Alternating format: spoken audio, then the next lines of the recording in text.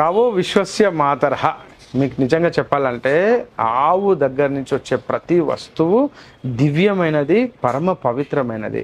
అయితే మేము అందరినీ చూస్తూ ఉన్నాము, చాలామంది ఇన్సోమ్నియా అంటే నిద్ర పట్టకపోవడం, ఆందోళన, పాల్పిటేషను, ఇంకా చెప్పాలంటే ఏదో రకంగా అంటే కోపంగా గురి కావడము, నిద్ర మధ్యలో డిస్టర్బ్ కావడం, లేదా ముక్కుకు సంబంధించి మరియు సైనసైటిస్కి సంబంధించి, కంటికి సంబంధించి, తలకు సంబంధించి ఇలా ఎన్నో రకాలైనటువంటి ఈ యొక్క నాసో ఫారింక్సల్ రీజియన్ అంటారు.